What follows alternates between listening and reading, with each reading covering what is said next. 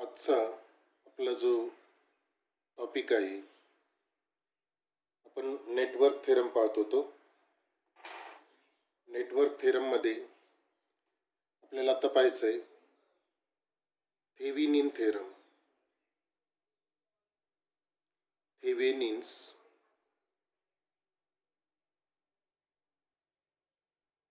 Theorem.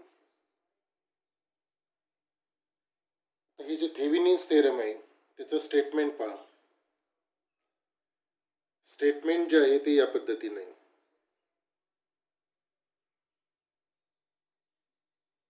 Statement असे, any two terminal network,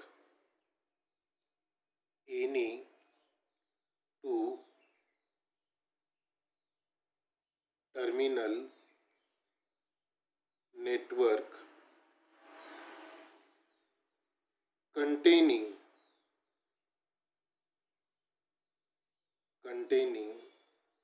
sources of EMF,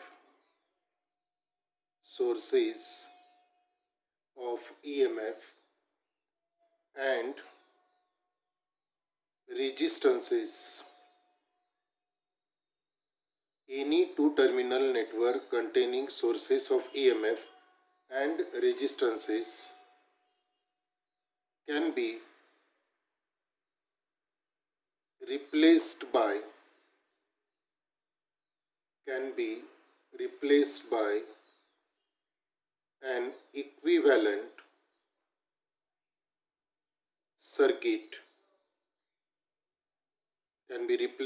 an equivalent circuit consisting of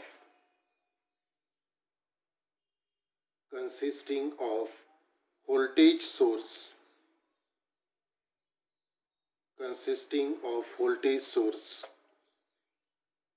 त्याला म्हटलं जातं VTH in series हा शब्द महत्वाचा आहे. in series with a single resistance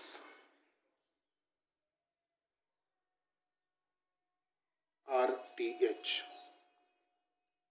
हे स्टेटमेंट आहे. स्टेटमेंट काय सांगते पहा, any two terminal network containing sources of EMF and resistances. म्हणजे असं नेटवर्क की ज्याला दोन टर्मिनल आहेत ते काय करू शकतो आपण, रिप्लेस करू शकतो. आणि ह्या नेटवर्कमध्ये काय सोर्सेस ऑफ EMF म्हणजे बॅटरी आहे, त्याचबरोबर रेजिस्टन्सेस आहेत. हे जे पूर्ण सर्किट असेल ते आपण कशाने रिप्लेस करतो,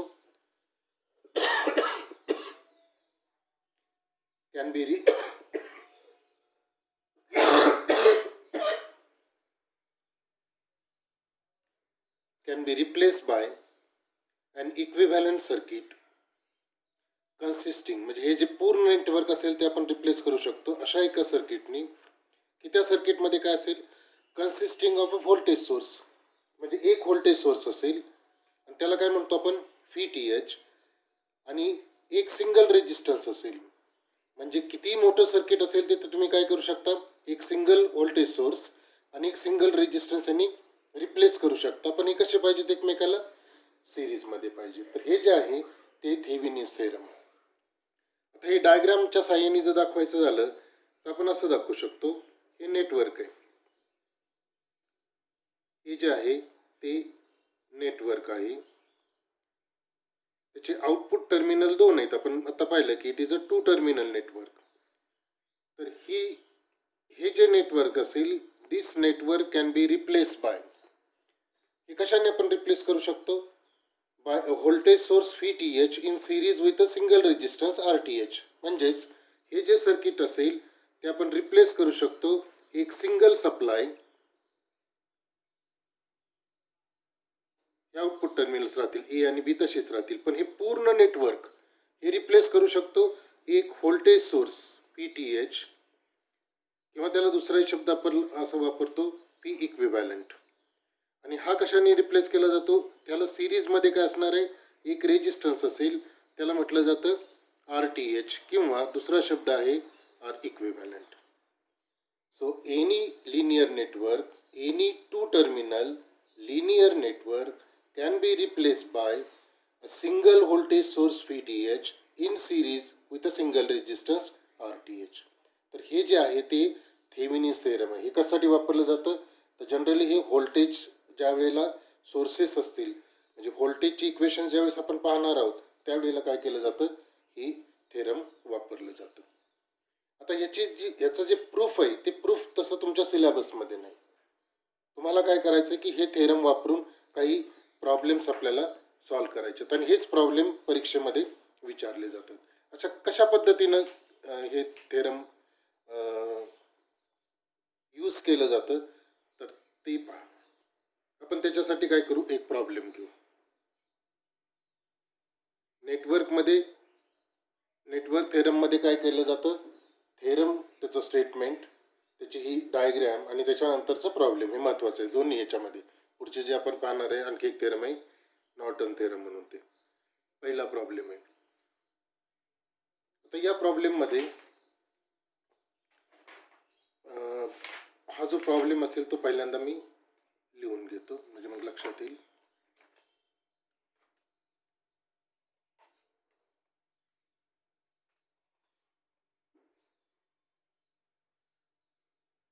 Using Thevenin's theorem, determine the current flowing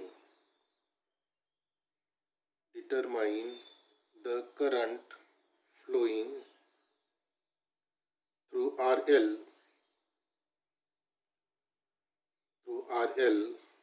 of the network आणि हे नेटवर्क इथं आपण खाली ड्रॉ करू. हे जे नेटवर्क आहे ते या पद्धतीने येईल.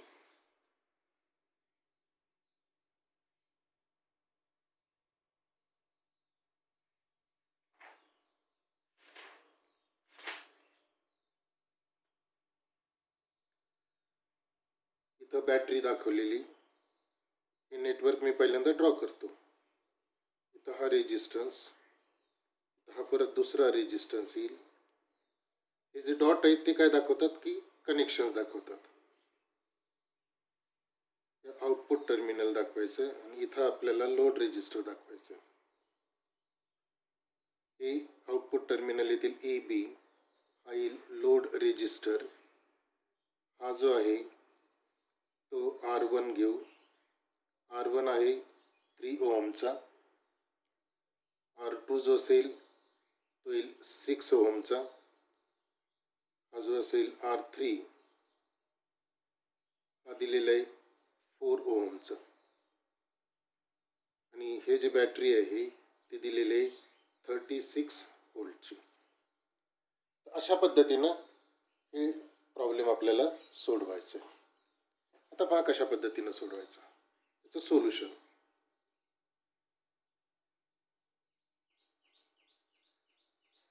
याचं सोल्युशनमध्ये काय पहा, पहिली जी स्टेप असेल ती आपली स्टेप 1 येईल. स्टेप 1 त्याच्यामध्ये काय, to find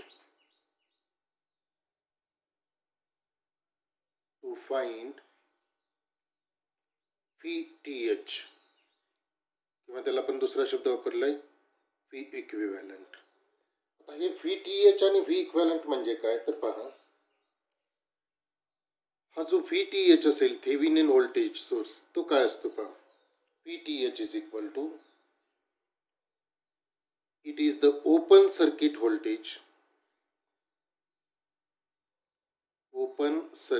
voltage between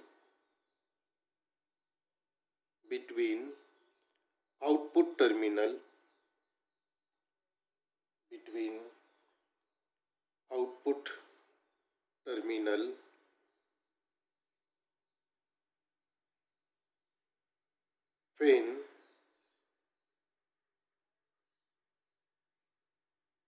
when RL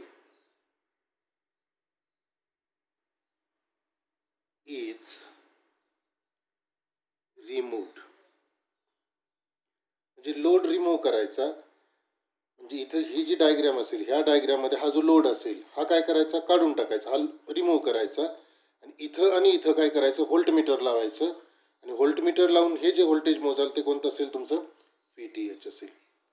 मग आता पहा, आपल्याला काय करायचं की पहिल्यांदा RL इज रिमूव्ड. म्हणजे पहिल्यांदा काय करायचं, हा जो RL असेल तो रिमूव्ह करायचा. मग ही जी डायग्राम असेल तर ती या पद्धतीनं होईल. ही डायग्राम अशी होईल. पाहता, हे प्लस मायनस किती 36 व्होल्ट. हा रेजिस्टन्स येईल 3 ओहमचा. त्याच्यानंतर हा दुसरा जो रेजिस्टन्स येईल तो येईल 4 ओहमचा. त्याच्यानंतर इथला जो रेजिस्टन्स आहे तो आपला आहे 6 ओहमचा, तो तसाच राहील.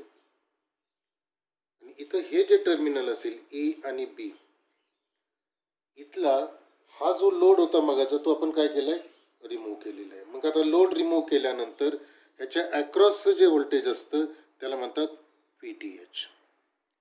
म्हणजे इथं व्होल्टमीटर लावायचं ए आणि बी ला आणि ते मोजायचं VTH. आता हे कशा पद्धतीनं कॅल्क्युलेट केलं जातं ते पहा. मग आता VTH ज्यावेळेस तुम्ही कॅल्क्युलेट करणार त्यावेळेला मेथड कशी केली जाते पहा. VTH is equal to, VTH म्हणजे काय, ए आणि बीच्या अक्रॉसचं व्होल्टेज. ए आणि बीच्या अक्रॉसचं व्होल्टेज मोजलं काय, किंवा इथं हे ओपन आहे म्हणजे करंट जो असेल तो काय होईल, इथून इकडे येईल आणि हा करंट असा जाईल. इकडे करंट फ्लो होणार नाही, कारण का, तर ही जी बाजू असेल ती ओपन आहे. त्यामुळं ए आणि बीच्या अक्रॉसचं व्होल्टेज म्हणजेच काय असतं, हे जे 6 ओहम आहे त्याच्या अक्रॉसचं व्होल्टेज असणार आहे. आता 6 ओहम जो असेल त्याच्या अक्रॉसचं व्होल्टेज म्हणजेच काय असणार आहे, VTH. कारण voltage across A B is equal to voltage across 6 ohm. म्हणजे हे जे असणार आहे तर ते VTH is equal to voltage across 6 ohm resistor. आता हे व्होल्टेज कसं काढायचं, तर याच्या अक्रॉस व्होल्टेज काढतोय आपण. मध्ये व्होल्टेज डिवायडर फॉर्म्युला वापरला होता. ज्या रेजिस्टरच्या अक्रॉस तुम्ही व्होल्टेज काढताय तो रेजिस्टर घ्यायचा. सो इज इक्वल टू ते किती येईल, 6 डिवायडेड बाय ह्याच्या अक्रॉसचं काढतोय, डिवायडेड बाय करायचं काय, टोटल रेजिस्टन्स. आता लूपचं रेजिस्टन्स घ्यायचा, हा जो असेल तो एक कंटिन्युअस लूप झाला, बरोबर आहे. म्हणजे आता ज्या वेळेला तुम्ही टोटल रेजिस्टन्स घेता त्यावेळेला काय करायचं, 3 आणि हे 6 यांची बेरीज करायची. 3 + 6. हा 4 घ्यायचा नाही, कारण हा ओपन सर्किट मधला आलेला आहे. आपण फक्त आता करंट, हा जो व्होल्टेज काढणार आहे त्याच्या अक्रॉसचा, म्हणजे याच्या अक्रॉसचा ड्रॉप काढायचा. तो कसा येईल, I × R. याच्या अक्रॉस करंट 0 असल्यामुळे याच्या अक्रॉस व्होल्टेज ड्रॉप किती येतो, 0 येतो. त्यामुळे इथलं व्होल्टेज आणि इथलं व्होल्टेज सेम असतं. इथलं व्होल्टेज काढायचं असेल तर तो रेजिस्टन्स घ्या 6 डिवायडेड बाय काय करायचं, ह्या दोन्हींची बेरीज करायची. ते म्हणजे 3 + 6. हा व्होल्टेज डिवायडर फॉर्म्युला आहे. ज्याच्या अक्रॉस व्होल्टेज काढायचं तो रेजिस्टर घ्यायचा, divided by total resistance into applied voltage. Applied voltage किती दिलेलं आहे, 36. म्हणजे ते किती येईल, 36 इज इक्वल टू येईल 6 आणि 3 9. म्हणजे हे जाईल 6 डिवायडेड बाय 9 इंटू 36. हे जर तुम्ही कॅल्क्युलेट केलं तर इथं 4चं डिव्हिजन जाईल. 6 × 4 इज इक्वल टू किती येईल, 24 volt. So therefore VTH is equal to 24 volt. नीट समजून घ्या. याच्या अक्रॉसचं व्होल्टेज म्हणजे याच्या अक्रॉसचं व्होल्टेज. याच्या अक्रॉसचं व्होल्टेज म्हणजे ज्याच्या अक्रॉसचं व्होल्टेज काढते तो रेजिस्टन्स घ्यायचा, डिवायडेड बाय या दोन्हींची बेरीज 3 + 6 इंटू दिलेलं टोटल व्होल्टेज, ते किती येईल, 36. हे जर तुम्ही कॅल्क्युलेट केलं तर थेव्हिनियन व्होल्टेज येतं VTH is equal to 24 volt. परीक्षेमध्ये याच पद्धतीचा प्रॉब्लेम येऊ शकतो. जास्तीत जास्त काय होऊ शकेल, ह्या ज्या व्हॅल्यूज असतील त्या फक्त थोड्याशा काय केल्या जातील, चेंज केल्या जातील. 3, 6 आणि 4 याच्या ऐवजी. तर तुम्ही हा प्रॉब्लेम काय करा, व्यवस्थितरित्या परीक्षेच्या दृष्टीनं तयार करून ठेवा. व्हॅल्यूज फक्त बदलल्या जातील किंवा याही व्हॅल्यू परीक्षेमध्ये येऊ शकतात.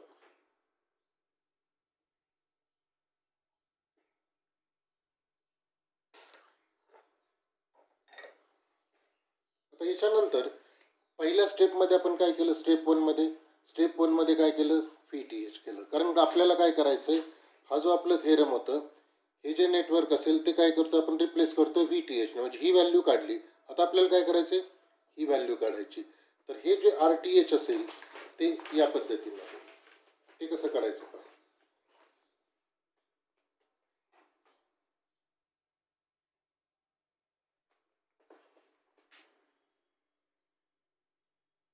स्टेप 2 आता आपली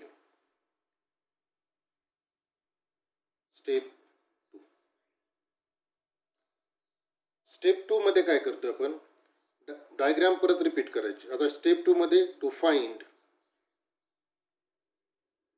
RTH और R इक्विव्हॅलंट. आता हा R इक्विव्हॅलंट काय असतो, R equivalent is equal to, it is the resistance between output terminal, resistance between the output terminals when all voltage or current, कारण ही डेफिनेशन पुढे येणार, when all voltage or current sources are killed. आता इथे एक शब्द वापरला की R equivalent म्हणजे काय, तर it is the resistance between output terminals Wien all voltage और करंट सोर्सेस आर किल्ड. आता हे व्होल्टेज सोर्स किंवा करंट सोर्स किल कसे करायचे, तर सिम्पल आहे.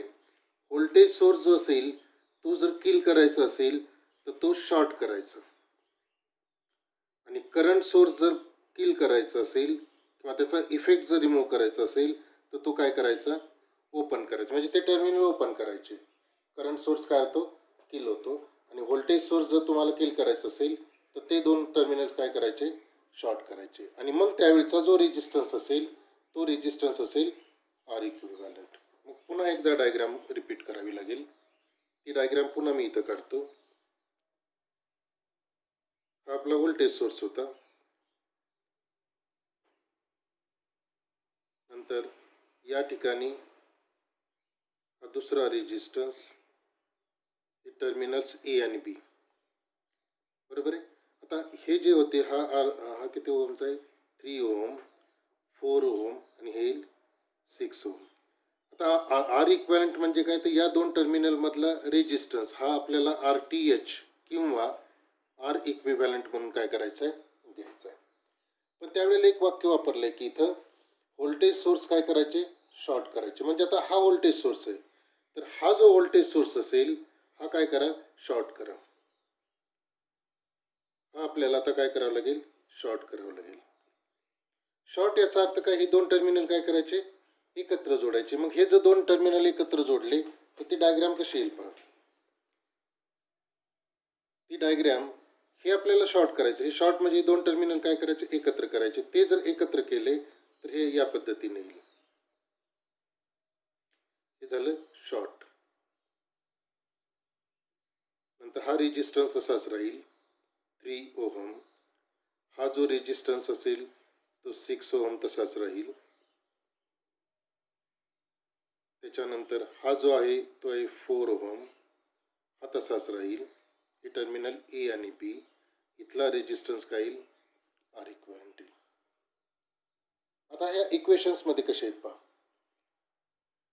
हे 3 आणि 6, हे एक टर्मिनल आणि हे एक टर्मिनल. ह्या दोन टर्मिनल मध्ये हा 6 ओहम आहे आणि याच दोन टर्मिनल मध्ये काय हा 3 ओहम आहे. म्हणजे हे दोन काय झाले, पॅरलल झाले. म्हणजे जर R इक्विव्हॅलंट काढायचा झाला तर 3 आणि 6 हे रेजिस्टन्स काय एकमेकाला पॅरलल आहे. 3 आणि 6 काय होईल, पॅरलल कॉम्बिनेशन येईल. हे दोन पॅरलल आहे, त्यांचा जो इक्विव्हॅलंट रेजिस्टन्स असेल तो याला सिरीजमध्ये आहे. म्हणून इथं काय करायची, बेरीज करायची. हे जर समजत नसेल तर मी थोडी डायग्राम पुन्हा काय करतो, वेगळ्या पद्धतीने काढतो. हे पहा, हा 6 ओहम आहे, ठीक आहे. नंतर हा 6 ओहम जो असेल ह्या टर्मिनलमध्ये हा परत 3 ओहम काय केलेलं आहे इथं घेतलेलं आहे, म्हणून मी त्याला परत इथं काय करतो 3 ओहम दाखवतो. म्हणजे 3 ओहम 6 ओहम पॅरलल आणि हा जो असेल तो 4 ओहमचा या ठिकाणी काय होईल त्याला सिरीजमध्ये येईल. म्हणजे हे टर्मिनल येतील ए बी, इथं काय येईल RTH किंवा R इक्वॅलंट. हे दोन पॅरलल झाले. पॅरलल जे झाले त्यांचा एक रेजिस्टन्स येईल, तो जो असेल तो काय येईल 3-6 पॅरलल, बरोबर आहे. आणि ह्या दोन्हींचा जो रेजिस्टन्स येईल तो 4ला काय येईल सिरीजमध्ये येईल, म्हणून 3-6 पॅरलल आणि हे येईल सिरीजमध्ये. आणि मग आता जनरल फॉर्म्युला वापरायचा. मी त्या दिवशी सांगितलं होतं की जर दोन रेजिस्टर सिरीजमध्ये असतील, रेजिस्टर जर सिरीजमध्ये असतील तर त्यांचा इक्वॅलंट रेजिस्टर येतो R1 + R2 आणि पॅरलल असतील तर त्यांचा इक्वॅलंट रेजिस्टन्स येतो R = R1 R2 divided by R1 + R2. General formula आहे. तुम्ही ते हे कशावरून येतं तर 1/R = 1/R1 + 1/R2. याचा LCM किती येईल R1 R2, हे किती येईल 1/R आणि इथं R2 आणि इथं R1 त्यांची बेरीज म्हणजे येईल R1 + R2 आणि ह्याचा रेसिप्रोकल केला तर तुम्हाला हा वरचा फॉर्म्युला मिळेल. म्हणजे पहिल्यांदा काय करायचं, हा जो R इक्वॅलंट असेल तो काढून घेताना हे पॅरलल आहे त्यामुळे R1 R2 म्हणजे इथं काय येईल 3 × 6 डिवायडेड बाय काय येईल R1 + R2 म्हणजे इथं किती येईल 3 + 6 आणि हे कशाला पॅरलल आहे सॉरी सिरीजमध्ये 4ला. आता सिम्प्लिफाय करू, येईल 18 डिवायडेड बाय 9 + 4, इथं 2चा भाग लागेल म्हणजे येईल 2 + 4 म्हणजे R इक्वॅलंट = किती येईल 6 ओहम. R इक्वॅलंट किती झालं 6 ओहमचा झालं. तर अशा पद्धतीनं काय केलं जातं, हा R इक्वॅलंट काढला जातो. मग आता ह्याचं थेवेनिन इक्वॅलंट सर्किट कसं येईल, तर थेवेनिन इक्वॅलंट सर्किट म्हणजे पुन्हा काय करायचं, ओरिजिनल डायग्राम काढायची. ती जी डायग्राम असेल ती रिप्लेस केली कशाने आपण, सिंगल व्होल्टेज सोर्स तो कोणता येईल PTH आणि एक रेजिस्टन्स कोणता RTH, यांनी रिमूव्ह केली सॉरी हे रिप्लेस केलं. आता VTH ची व्हॅल्यू मग अशी आपण काढली होती ती किती आलेली होती, ती आलेली होती 24 व्होल्ट आणि RTH किती आला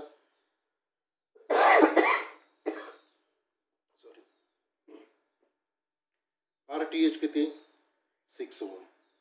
म्हणजे हा झाला VTH, हा झाला RTH. आणि मग पहिल्यांदा जो दिला आपण लोड रिमूव्ह केलेला होता तो परत काय करायचा इथं जोडायचा.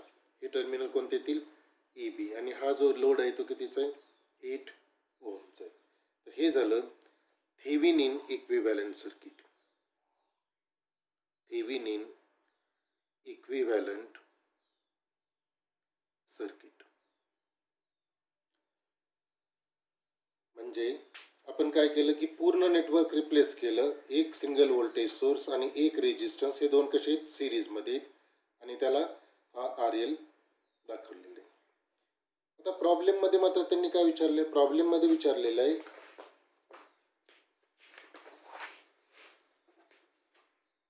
प्रॉब्लेममध्ये असं विचारलेलं आहे, using Thevenin's theorem determine the current flowing through RL of the network. म्हणजे हा जो RL असेल, हा RL जो आहे तो 8 ओहम आहे.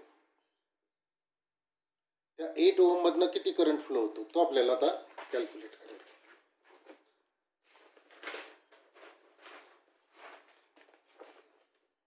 आता ते कशा पद्धतीने आहे पहा. आता step 3, current flowing through RL हा आपल्याला कॅल्क्युलेट करायचं आहे.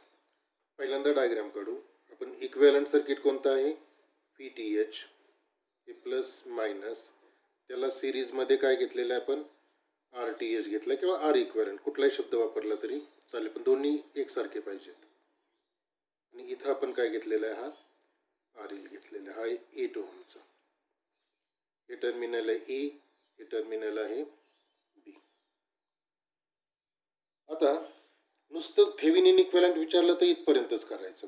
हा VTH आपण आत्ता काढलेला होता 24 व्होल्ट आणि RTH किती आपलं 6 ओहम. नुसतं थेविनिन विचारलं तर इथपर्यंतच हे करायचं, पुढं काढायचं. पण जर करंट विचारला, करंट कशातला, आपल्याला याच्यामधला करंट काढायचा आहे, तर याच्यामधला जर करंट काढायचा असेल तर फॉर्म्युला आहे असा, current flowing through RL is equal to, आपल्याला माहिती आहे की करंट फॉर्म्युला कसा असतो जनरली, ओम्स लॉ काय, P is equal to IR. So I is equal to काय असणार आहे, V डिवायडेड बाय R. मग R याच्यामधला जर करंट फ्लोईंग थ्रू RL तो जो असेल त्याला आपण IRL म्हणू. तो कसा असणार आहे, व्होल्टेज, व्होल्टेज किती आहे आपल्याकडं VTH डिवायडेड बाय R म्हणजे टोटल रेजिस्टन्स. इथं रेजिस्टन्स दोन आहेत, कोणता आहे RTH आणि RL, पण हे दोन कसे आहेत सिरीजमध्ये आहेत म्हणून त्यांचा इक्विव्हॅलंट रेजिस्टन्स काय येईल RTH plus RL. RTH plus RL आणि मग आता व्हॅल्यूज टाका. VTH ची व्हॅल्यू किती 24 volt divided by RTH plus RL. RTH किती 6 आणि हा येईल 8, 6 plus 8 is equal to 24 volt divided by 8 आणि 6 किती येईल 14. Okay, so is equal to IRL is equal to, हे जर तुम्ही डिवाइड केलं तर ते येईल 1.71 व्होल्ट, सॉरी हे काय येईल ॲम्पियर करंट येतो. तर हे येईल तुमचं final answer. This is the current flowing through load resistor. तर थेविनिनमध्ये जर थेविनिनचा जर प्रॉब्लेम तुम्हाला विचारला तर कोणकोणत्या स्टेप्स करायच्या त्या सांगतो परत एकदा. हा तुमचा प्रॉब्लेम आहे. दिलेले जे सर्किट असेल त्याच्यावरून पहिली गोष्ट काय करायची, स्टेप 1मध्ये टू फाइंड VTH म्हणजे थेविनिन इक्विव्हॅलंट काढायचं. त्याच्यासाठी हा जो RL असेल इथला तो ओपन करायचा आणि VTH काढून घ्यायचं. म्हणजे पहिल्यांदा काय करायचं VTH काढायचं. त्याच्यानंतर दुसऱ्या पार्टमध्ये काय करायचं, दुसऱ्या पार्टमध्ये टू फाइंड RTH म्हणजे R इक्विव्हॅलंट काढायचा. ती स्टेप इथं दिलेली आहेत, बरोबर आहे. आणि या स्टेपप्रमाणे R इक्विव्हॅलंट काढून घ्या आणि हे दोन काय करायचे RTH आणि VTH हे सिरीजमध्ये दाखवायचे आणि लोड त्याला पुन्हा कनेक्ट करायचा. हे झालं तुमचं थेविनिन इक्विव्हॅलंट सर्किट. आता हे जे थेविनिन इक्विव्हॅलंट सर्किट असेल ते मी परत इथं ड्रॉ केलेलं आहे, इथं ड्रॉ केलेलं आहे. आपल्याला थर्ड स्टेपमध्ये काय विचारले, find the current flowing through RL म्हणजे हा जो लोड रेजिस्टर असेल ह्याच्यामधला जर करंट काढायचा असेल तर voltage divided by resistance. Voltage किती आहे VTH, टोटल रेजिस्टन्स किती आहेत, हे दोन सिरीजमध्ये आहेत म्हणून VTH divided by RTH plus RL. आणि हे जर सिम्प्लिफाय केलं तर ती व्हॅल्यू येईल 1.71. परीक्षेमध्ये थेविनिन थेरम त्याचं स्टेटमेंट आणि या पद्धतीचा प्रॉब्लेम येऊ शकतो. तर हे झालं थेविनिन थेरम.